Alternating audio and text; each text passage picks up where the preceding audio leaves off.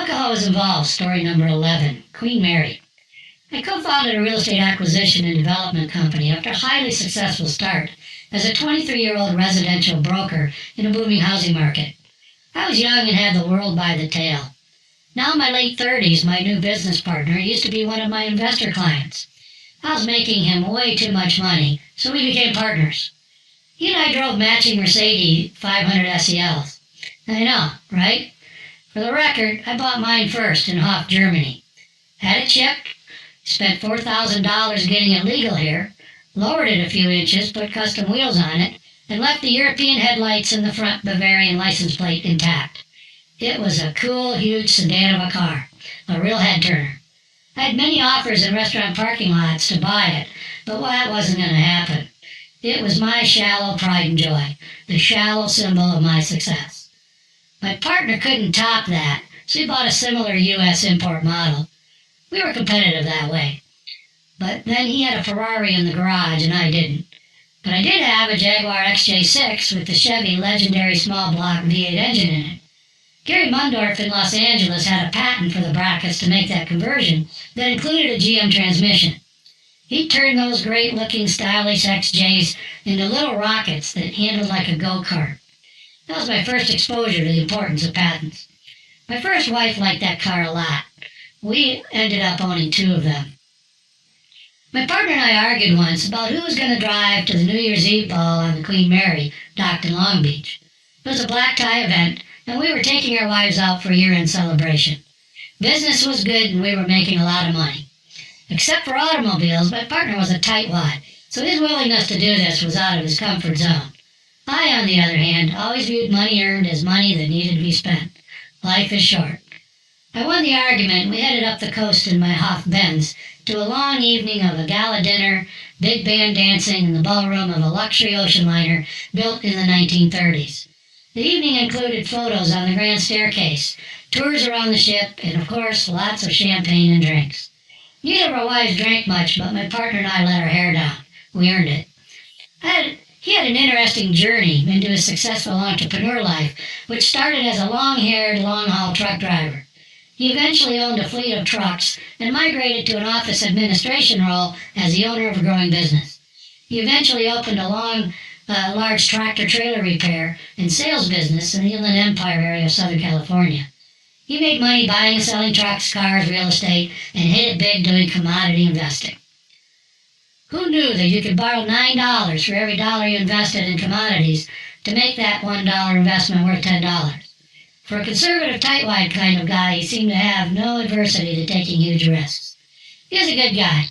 We were like brothers, which neither of us had, which also meant we had our differences. I think we shared a similar growing up experience in middle-class households.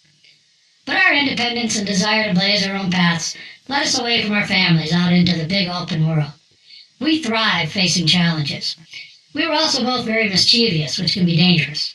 On the way back from doing a real estate deal with another one of my investor clients, who was also driving a Ferrari, these two guys decided to race back on a dangerous, curvy road that wound through a short mountain range.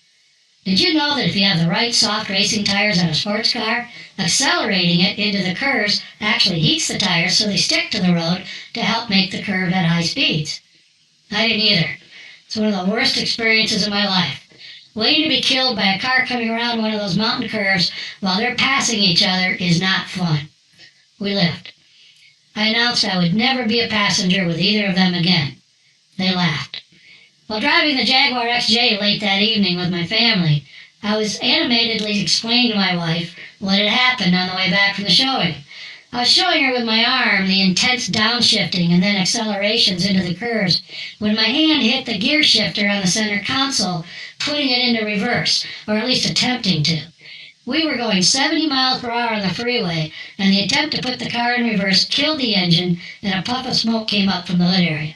I was mortified. What had I done? This is an automatic transmission, and I think I just smoked it.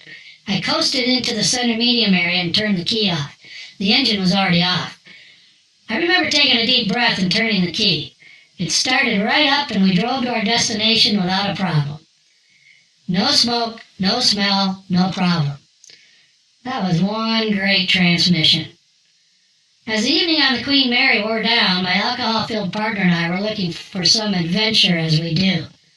We had heard the famous story of a little girl, 5 or 6 years of age, who had drowned in a pool on board the ship back in the 1940s. There are countless stories of guests seeing her ghost on board or hearing her voice, especially around the pool area. Some have even claimed to have spoken to her and received a response. You can see where this is going. We opened a conversation with our waiter to ascertain where the pool is located. He informed us that that section of the ship is off limits, and he can't help us. I'm always amazed how quickly people who can't help you are all of a sudden incredibly helpful when a picture of Benjamin Franklin on a small piece of paper shows up. He told us he could get fired if we get caught, but gather up your stuff and follow me, he said. Champagne glasses in hand, we're off ghost hunting on the RMS Queen Mary somewhere around 1 a.m. in the morning. Nothing good ever happens when you've been drinking after midnight. I know a lot about that. I'm prepared for anything. The trip to the closed pool and surrounding area was surreal. The waiter produced a small flashlight and we made our way through some dark, dingy areas until we arrived at an elevated viewing area of the pool, void of water. It was damp, dark, dingy, and a little scary. Everything you'd want to expect in a ghost sighting. There used to be 2 pools, but one is now a theater.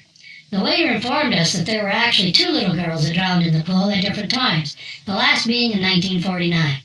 He turned off the flashlight and we stood in silence in the dark and waited. And waited. And waited. Nothing happened. I wanted to see a ghost badly, and I still do. My partner attempted some ghostly sounds that made me laugh, but our wives just rolled their eyes as they usually do.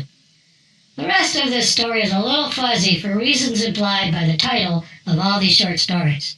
Somewhere between returning to the ballroom and going out to the car, I remember a group decision to stop at what we believed was the only open restaurant for breakfast in this part of the coastal area.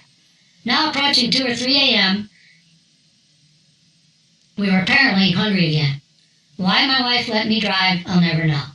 Maybe she had more to drink than I realized.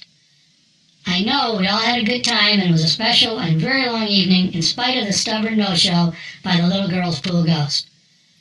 I have a pretty firm rule about driving while impaired, but somehow that rule didn't show up either. We got on the Coast Highway and headed south toward the coastal town where we would have some coffee and eggs. Just outside of town, we ran into a large sobriety checkpoint.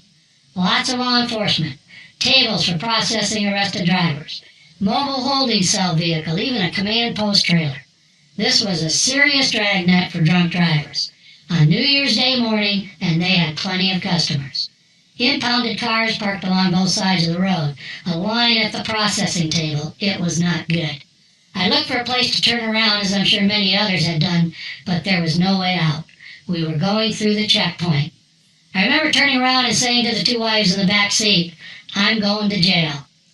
Let's set the scene. Expensive, unique Benz with 2 gentlemen in the front seat wearing tuxedos and 2 women in the back seat wearing beautiful gowns. I approached the officer standing in the middle of the road and put my window down. I don't recall exactly what the officer said first, but I remember answering a couple questions. We've been on the New Year's Eve ball at the Queen Mary. We're on our way home, but stopping for breakfast first.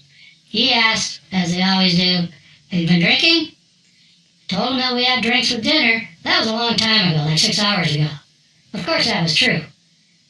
He must not have asked the obvious follow-up question of whether we had been drinking since dinner, as he promptly waved us through. I rolled up the window and carefully drove into town. I commented to the rest of the car that I don't understand why he let me go. I'm clearly intoxicated. Were we just profiled as being entitled? I don't know, but I was suddenly not feeling very well. We decided we had lost our appetite for breakfast, and the decision was made to go directly home. Alcohol was involved.